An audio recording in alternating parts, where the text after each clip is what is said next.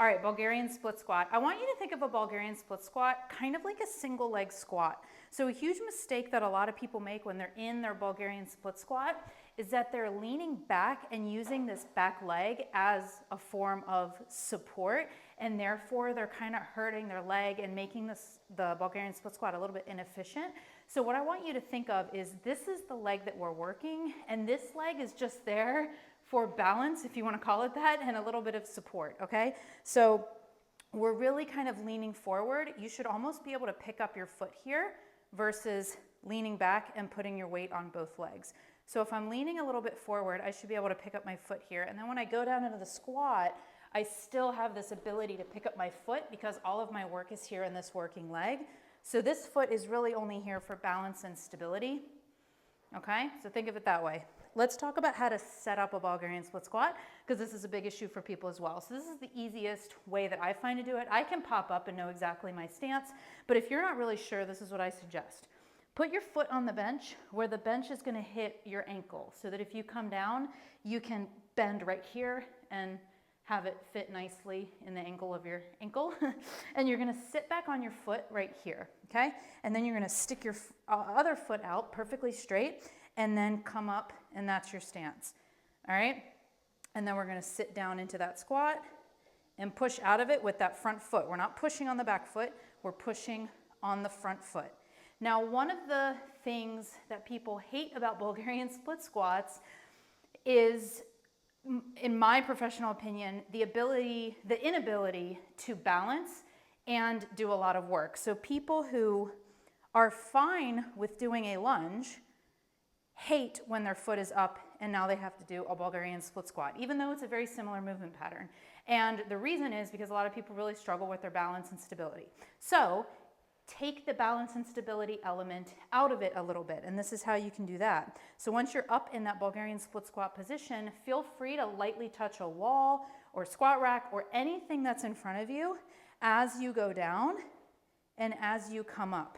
All right, now we're not leaning on the wall, you're not leaning on anything, you're using it for support so that you can take that element of instability out by having something stable to give you a little bit of support and guidance, okay? And know this is not taking away from the movement as long as you're not leaning or pulling yourself up using that surface, okay? So you can lightly hold something as you go down and as you press up, all right? Another thing about a Bulgarian split squat is the muscles that it primarily works are going to be your quads and your glutes. And you can change the split squat slightly to activate a little bit more quad or a little bit more glute. So if we lean a little bit more forward and get a bigger stretch here in the glute, you're going to get more glute activation here. You see how I'm kind of lean forward? Versus if I come up a little higher and press through the quad, I'm getting a little bit more quad here, more glute here. So you can kind of pull one muscle in more than the other if you want to make it a little bit more glute focused, if you want to make it a little bit more quad focused, or if just one or the other feels more natural with your body's like shape and form and the anatomy of your bones, okay? One of these might feel better than the other and neither one is wrong. But we don't want to be leaning back on that back foot, all right? Another thing with the Bulgarian split squat is I see a lot of people doing it like this with their toe on the bench. This is not my favorite way to do it. I always recommend put your shoelaces down. When people do this, in my experience, it's because they're leaning too much on their back foot, and when you lean, this feels very uncomfortable. But if you get into the habit of not leaning and not using that foot for support, then this is going to feel a lot more comfortable. But if you play around with it and this still feels better and you're able to get that full depth and range of motion, then go for it. But I recommend shoelaces to bench. All right, so further modifications, you can see that my bench is a bit high. So when I go down into that Bulgarian split squat, I'm not really getting an ideal range of motion. So what I can do is elevate my front foot so that I can get a little bit more depth here. You can also elevate your front foot just to get more depth in general. So if you have a normal sized bench, you can elevate your foot, or I can elevate mine even more.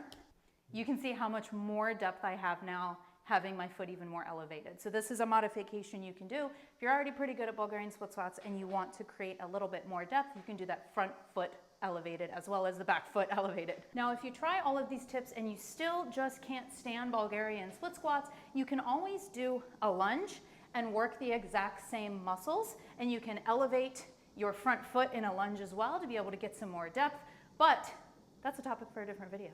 As I always say, if you hate an exercise, it's usually because you suck at it. So if you think that the reason you hate Bulgarian split squats is because you suck at it, you feel weak, or your balance is unstable, then program it for yourself for a minimum of 6 to 8 weeks in order to master it.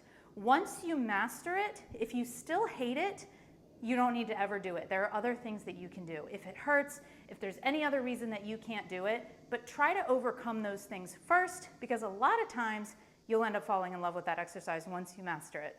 Thanks for being here.